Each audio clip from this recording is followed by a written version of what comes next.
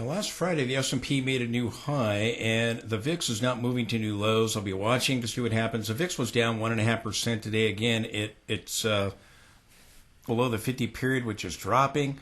We dropped back below the 10 and 20 period moving average.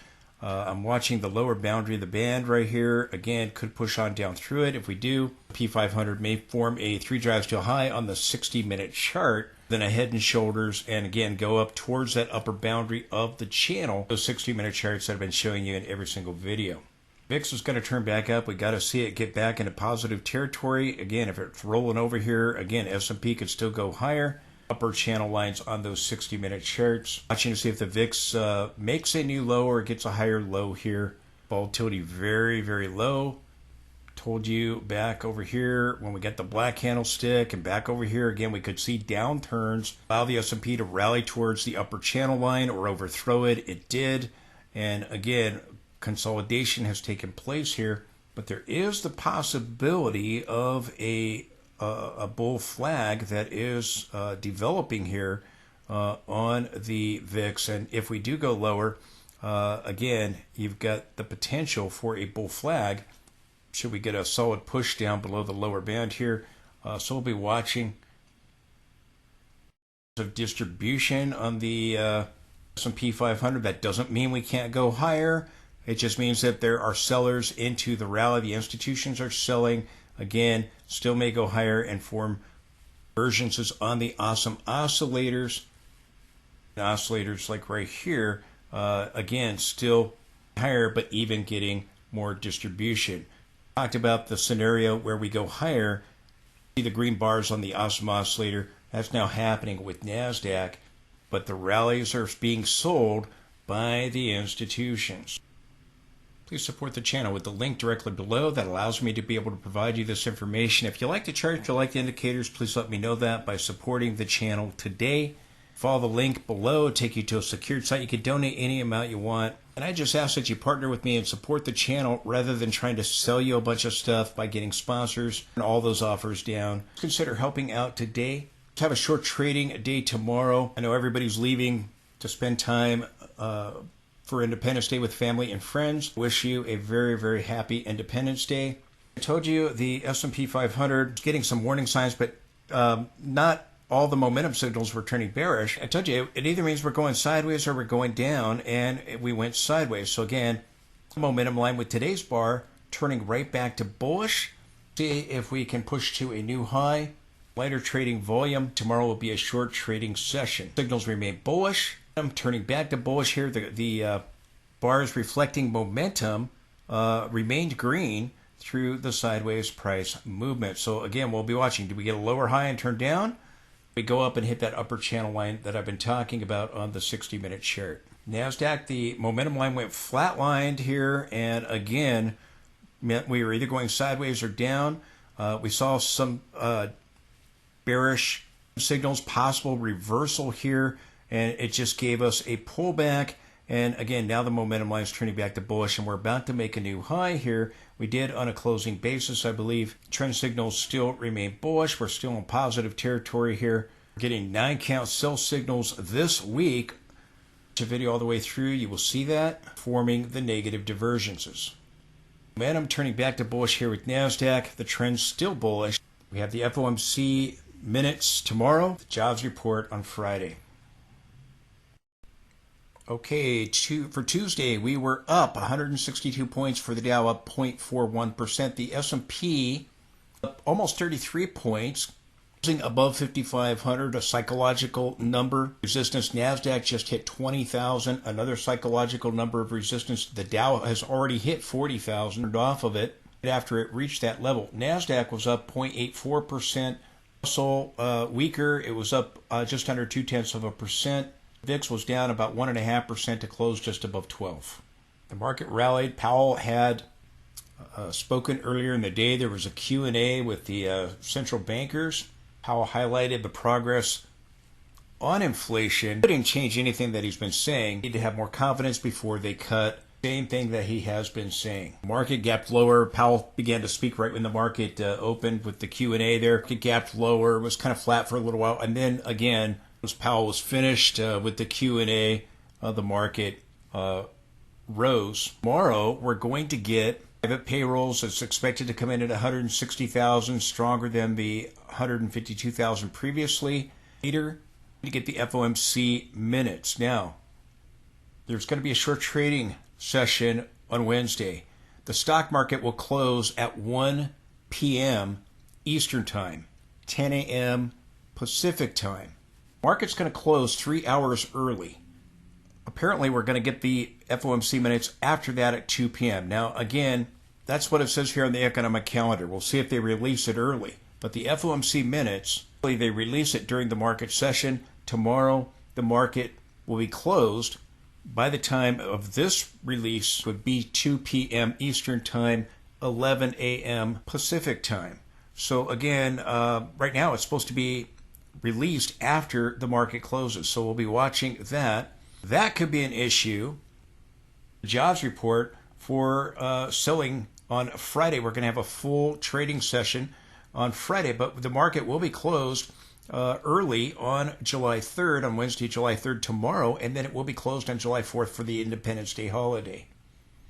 Friday, so again, according to this, we're going to get the FOMC minutes after the market closes then with our short trading session. Again, very, very light volume. The market can be easily manipulated. It apparently is rising right now on lighter volume. But again, we're going to get the jobs report before the market opens on Friday. It'll be a full day of trading that day. It's supposed to be 200,000, lower than the 272,000. And again, we'll see if we get a revision out of the Labor Department. It is very likely, as they tend to overestimate the jobs created and then revise them down later when nobody's looking. Right now, we're supposed to get 200,000 again, and we got a strong report last month. We'll see what happens again with these numbers. So that's what's in store for the rest of the week. We're now going to be in this blackout period where corporate buybacks of their shares screeching halt could impact price to be aware of. We had a gap lower today on the S&P 500 for the Tuesday session. We got a hollow red candlestick. This low held right here. You always want to watch a gap. Is it a gap and go, a gap and fill, or a gap and trap? This was a gap and trap. We gapped down, and then we moved in the other direction. We gapped down. Powell's Q&A was right there at the beginning of when the market opened there. Danced around under the 200 period moving average, eventually got back above it, pulled back to the 50, dropping back below it, bounced, and again, we saw this move. We're now forming some divergences on the 5-minute chart that could be just a pullback, or it could lead to a reversal. This divergence led to a reversal. Other divergences just lead to pullbacks on these shorter term time frames. So do keep that in mind.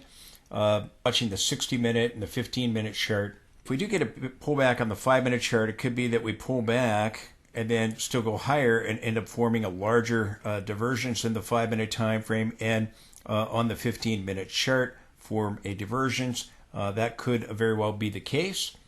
Watching if we move to a new high. NASDAQ got a new closing high, NASDAQ 100, but it's just a fraction below the previous peak. It's likely going to push up through it. See if the S&P does or not. I've talked about two scenarios. One, that we get a lower high and maybe form a head and shoulders type of a pattern on these intraday charts. The other is that we get a higher high and go to the upper end of the channel lines I've been showing you in each and every video. What I'll be watching, and let me flip over to the 15-minute chart here, is what I'll be watching is, do we get a lower high? You've got a possible head and shoulders. It still may be that we take out this high.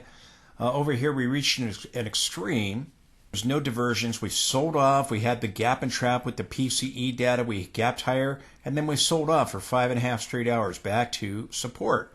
And now you have the possibility of a head and shoulders if we can't make a new high. But if we do, you can still get a 3 drives to a high and go up and hit the upper channel line I've been talking about in the week, or in the 60-minute time frame. Reaching an extreme here, again, maybe we go a little higher, reach a deeper extreme and turn, or maybe we turn immediately here.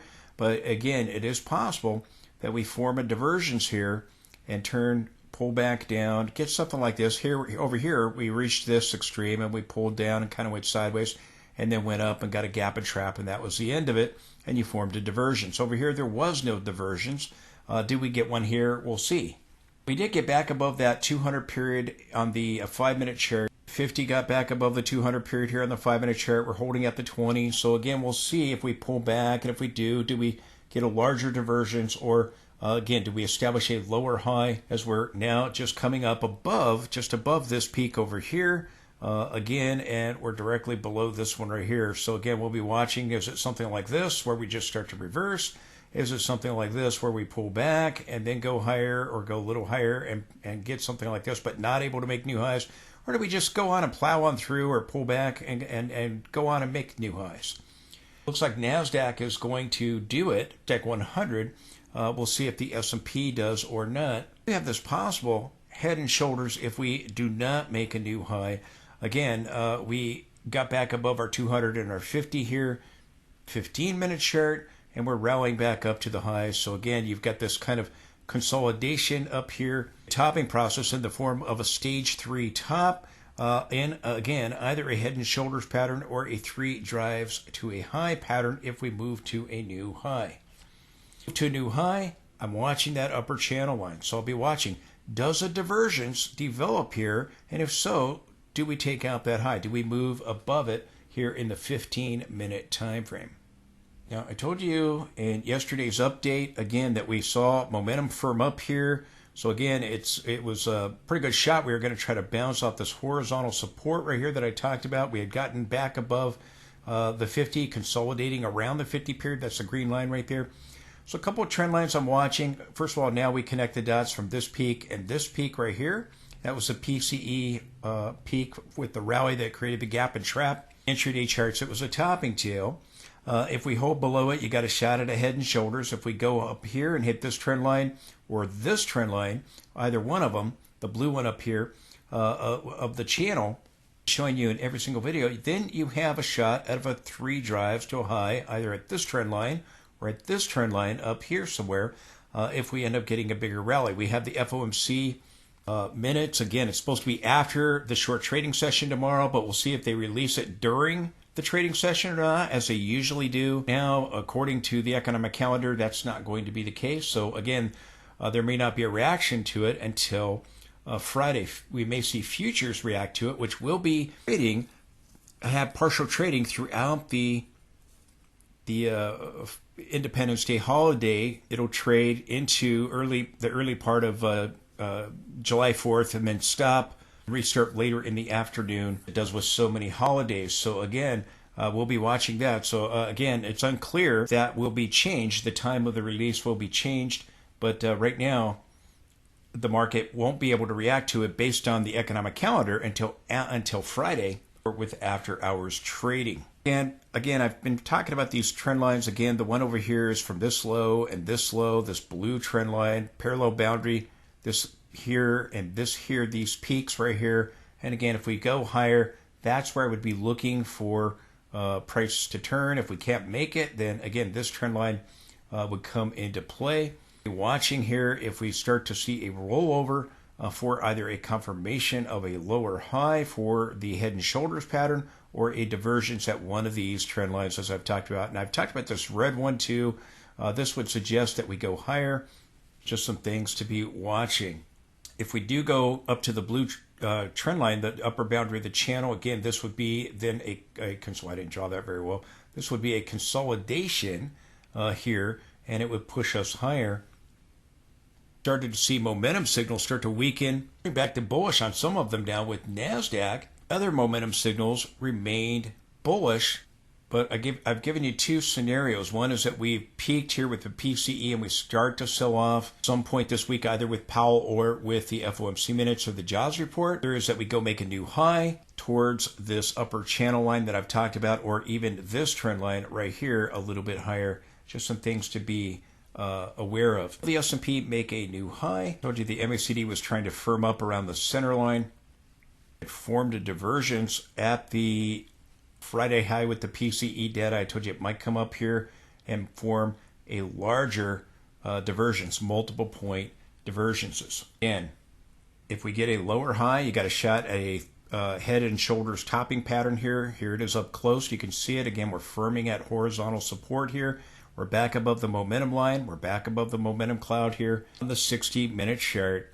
We saw momentum firm up. So again, I'll be watching. Does it start rolling over and we get a confirmation of a lower high, or do we get a 3 drives to a high pattern here that would give us another push maybe into this trend line or into the upper boundary of the channel that I've been talking about? We are advancing on declining volume, very light volume, and that's likely to continue for the rest of the week. For the RSI, again, we had a divergence here. Do we get a multiple point divergence or start a brand new fresh divergence over here that takes us up into this upper channel line, or gets a 3 drives to a high, maybe towards this trend line right here? Or do we get a lower high now? So again, we'll be watching. Again, I've told you we may or may not make it to this upper channel line. I told you this week we'll have low volume, light volume, and easily we could be manipulated higher or lower. Going higher with Powell, we'll be watching to see what the trading action is, the short trading session on Wednesday, and then on into the Friday trading session. So out before the end of the week or not. Talked about our bull flag over here. Again, I told you I thought we'd go higher. We formed the bull flag. We did go higher. Still may not be done yet. We'll be watching to see if we can make a new fresh high or not. I talked about the divergence, RSI, and again, I told you it may not be done. Just try to get it forming on the awesome oscillator. Did get green bars today on the NASDAQ. Look at the final close on the S&P. We'll look at that, but I didn't have it earlier. Again, we're bouncing here. We went back to the cloud, just below the 10 period, back towards this trend line, and we're bouncing. We got a topping tail here, but it's meaningless unless you get confirmation. We did not get confirmation to that candlestick. Still may go up higher. Now, here's another trend line.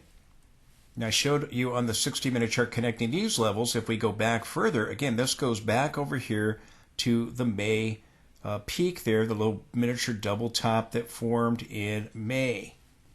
So again, if we do go higher, another trend line I'll be watching, and then again, the upper boundary here. You got, if we exclude the shadow, you got a really nice looking rising wedge here. Include the shadow, you've got the channels that I've been showing you on the 60-minute charts. I'm watching the MACD. Does it turn back up? Again, the quirks with the MACD is when it rolls over, sometimes you go sideways. Sometimes you go sideways, which we have been doing. If it turns back up, we might get a divergence here in the next session or two. But again, daily charts are warning that something is getting ready to happen. Talking about the divergences that have been setting up. Again, they may be putting the finishing touches on them, go a little bit higher. Talked about the higher high scenario or the lower high scenario. Because it doesn't play out, remember I was warning we were going to go up to the upper channel lines, overthrow them. Well, we went up to them and overthrew it. We might dance around that area for a little while. We're doing that. Because the divergence doesn't play out immediately, then people go, well, it's not going to play out. It's going to go on and have a bull market until 2027, and there's going to be no pullback. There's going to be no reversal. There's no risk of a bear market anymore because, again, bear markets, and we're going to have a soft landing out of the Fed. We are very close to those divergences playing out, going sideways here. Told you about these bull flags. Told you I thought we'd go higher.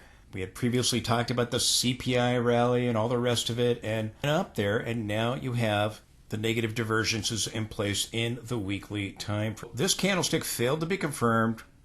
Watching to see if we go to a new high here for the weekends on the short trading day tomorrow or on into Friday, and then we'll be watching to see what happens from there. I'm warning you that if we did go higher, we could see some green on the awesome oscillator bars. If this divergence was not yet done, with the peak that we had with the PCE rally that created that topping tail. You know, I've been warning you about that, and I've warned you that, again, we haven't gotten a bearish reversal of conditions in the daily time frame. I didn't confirm the candlestick, so I told you we could still go higher and end up forming a divergence here on the awesome oscillator, maybe see the MACD turn back up as well and form a divergence. Talked about this at great length and detail, and I told you to be watching to see, do we get a green bar? Well, it showed up today. We momentum signal starting to turn bearish as we went sideways. I told you that either means we're going sideways or down. Well, we went sideways.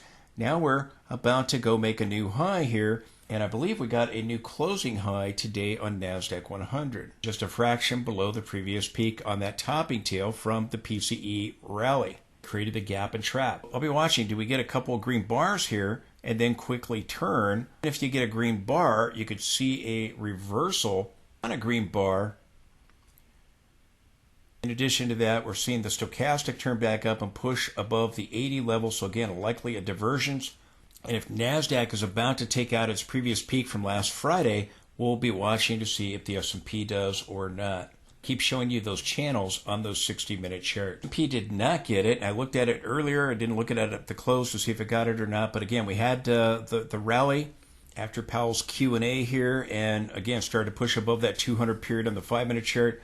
Again, you'll likely see some green and join NASDAQ, but it'll probably form a divergence. We might get a couple of bars out of that. And I warned you here, we tried yesterday to get a bearish reversal conditions. We could not do it. We could not flip the cloud to red. We could not stay below the 10-period moving average. It's likely we're going to get this divergence here, seeing the green, and that's why I told you the divergence on the RSI in the daily time frame may not be done if we begin to get it here on with green bars on the awesome oscillator, and if the MACD turns back up and it forms here on the MACD, which again we're probably going to see that here, and we'll see it maybe completes on the Wednesday short trading session or on Friday. I'll continue to point out we have these negative divergences all over the place on the weekly chart.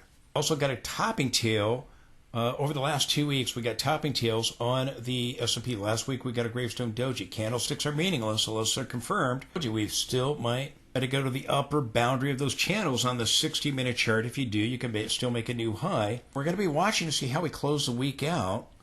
We'll be watching to see if we make a new high or not on the S&P, and NASDAQ's just right below it, so probably do it tomorrow or Friday. But you've got these divergences. This is the S&P weekly chart. Awesome oscillator's got it. The MACD's got it. Stochastic's got it here. Again, trend signals continue to be bullish. Signals in the weekly time frame continue to be bullish, but it doesn't change the fact that we have these bearish divergences. And it's just not on these indicators that I've been talking about. It's everywhere. Same is true for NASDAQ. Again, we got those back-to-back bearish candlesticks, topping tails. There's sellers up here. We'll see what the candlestick looks like by the end of the week. But you've got, again, a divergence going on here with the indicators. The awesome oscillator on the MACD here.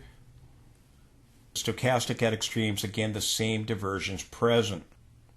NASDAQ weekly chart showing you the divergences, show you more divergences. We have it on a lot of different indicators, but I want to continue to remind you, as I did last week, that we had an 8 of a 9 count on these weekly charts, and that this week we'd be getting a 9 count. I talked about this last week.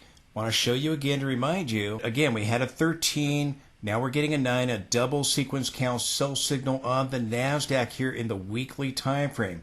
Now remember, we had the 9-9 sell signal in daily time frame. Sometimes you go a little higher than the 9 count, other times you turn, but right here we're getting this 9 count. Here we got the 9 count, went just a little tiny bit higher, just a little tiny bit higher with the with the tails there, and ended up having it play out and giving us a correction. This is a double sequence count reversal pattern. It will likely produce a reversal. We'll be watching to see if we confirm the candlesticks before the weekends, or do we get another kind of a topping tail? Do we hang out around those trend lines that I talked about? And I told you that was possible. It happened in late 2021, early 2022 for the S&P, late 2021 for the NASDAQ. Their tops. So again, you've got this 9 count. On NASDAQ, it's not only the 9 count, the 9-9 in the daily, and then here in the weekly, the 13-9, but you've got a 9 count here for the month. Just quickly, it looks like the weekly chart of NASDAQ was incorrect because we should be just right underneath this peak right here, and it was the weekly bar was wrong. So I'm bringing up QQQ to show you. Again, we're just right under that level. You still have the same count here, but the bar weekly time frame for NASDAQ 100 cash was wrong. Here it is on the QQQ. You can see we're directly underneath that of the candlestick. We'll be watching to see what kind of candlestick we get by the end of the week. Close strong, do we close weak? Here you can see it on the monthly chart of NASDAQ. We're getting a 9 count for this month. We still may have a down month. We did with this 9 count, but it still ended up going higher. Sometimes you get a 9 count, you go a little higher, and then you get the turn. And that's what happened in 2021. Other times you get the 9 count over here at the October low in 2022, and that was it. That was the bottom. So again, and in addition to that, we have a 9-9 signal here in the monthly time frame, just like what we have the daily chart for NASDAQ. Here you have a 9 count. It was not a perfected sell signal, and we still had it play out. We still had a pullback, but then you got the trend extension. Now you have a 9-9 reversal pattern, which is showing complete price exhaustion here in the monthly time frame. Keep that in mind. You got a 9 count, a 9-9 pattern here in the monthly time frame. You've got the 13-9 double sequence cow sell signal in the weekly time frame, forming this week on our week with light trading volume. Recently just had that 9-9 signal form in the daily time frame. All the signals on the NASDAQ. Same thing for the S&P 500. In the weekly time frame, we have a 13-9 signal that is completing this week on our light trading volume this week. We had the Gravestone Doji, and that candlestick so far has not been confirmed. We'll see if it gets confirmed this week or next week. Still could form again. Even another reversal bar surrounding the highs. We got a really sloppy topping tail here. Back-to-back bearish candlesticks. Still could get another one. I told you if we hang around the highs for a little while, that could be the case. We'll see if we get a red bar by the end of the week or not, if we start to sell off, or if it happens shortly thereafter. Again, sometimes you go a little higher and then it plays out. Other times it plays out immediately. We are at some serious resistance, though, on the long-term charts. Got these 9 counts that are forming this week. Potential 9 count monthly time frame on the NASDAQ. We'll be watching to see how we close the week, how we close out the month. We've had the same diversion set up here on NVIDIA. You know, NVIDIA was down. Apple helped out NASDAQ today with the rally, but NVIDIA was down today. It still has those diversions, and down here on the stochastic, we're losing the 80 level. Could NVIDIA drag the whole market lower with it? Yes. The whole rally has been about AI. Have this massive negative divergence here. I just showed you the awesome oscillator on the weekly chart with NASDAQ, and again we have this rising wedge here on the S&P. Again, we go higher, we can hit the upper channel lines on the 60-minute charts, as I've talked about. If we come up here and stall, here we are at this trend line. We hit the upper channel lines on the 60-minute charts. You're going to overthrow this. We'll see if we go strong or weak by the end of the week, but you still have this rising wedge. You still have the negative diversions. You still have divergences everywhere in the weekly time frame. It was a log scaling, the linear scaling. We have more of a channel with the linear scaling. And again, the divergence is still present, but again, dancing around these levels. I told you that might happen. That happened over here. We danced around this area, turned down, and then we got a lower high and danced around it some more. Told you we may hang out here for a little while, but the divergence is still going to play out. Lulls people into a false sense of security, going, oh, no, there's a divergence there, but play out yet, so it's not going to play out. And again, likely produce a reversal. We've already seen other central banks begin to cut. DAX is down 5%. The French CAC is way down. I think it went well over 10%. I haven't looked at it here, but in the last few days, but down sharply from recent highs. The Fed is saying, oh, we're only going to have one cut based on the dot plot. And speculation that might be towards the end of the year. It may be that we see the Fed begin to cut by September and play catch up to the other central bankers. Again, when the Fed pivots, lowering rates, what the pivot means, the market will have already peaked or will peak with the Fed doing that, likely already peak with these divergences that are forming. Talked about the other divergences producing reversals at the bottom, at the top, at the top over here. This time should produce a reversal, and again, a very good shot of ushering in a bear market. We know we're about to go into recession. We know we're going to get a Fed pivot. The Fed is going to start lowering rates because we're moving towards recession. Continue to monitor the economic data. We're going to get that jobs report. We'll see if it comes in weak or strong. Here in the weekly time frame, if we come up closer, again, we've got this potential rising wedge now forming the negative diversions. And again, possible channel, again, overthrowing it a little bit. This divergence hasn't played out yet because we can been kind of dancing around this area a little bit. It is going to play out, and people now good and complacent, so when it does, in shock when it actually plays out. Right now they're in denial that it will play out. And again, you've got the same divergences going on with the MACD. And again, very similar to the diversions we had back over here. And the bullish divergence that formed at the bottom over here. It's not just the MACD, the awesome oscillator, and the RSI. It's all over the place. Momentum, we have a divergence that is formed. You had a bullish divergence at the bottom. You had a bearish divergence at the 2022 top. We start a reversal, and we start seeing candlesticks get confirmed either this week or another bearish candlestick and later confirmed. Watch for a drop below the 10-week moving average, the red line there. That's going to be the move that really gets the ball rolling, is when we lose the 10-week moving average. But here, again, you've got the divergence, no denying. It's all over the place in the weekly time.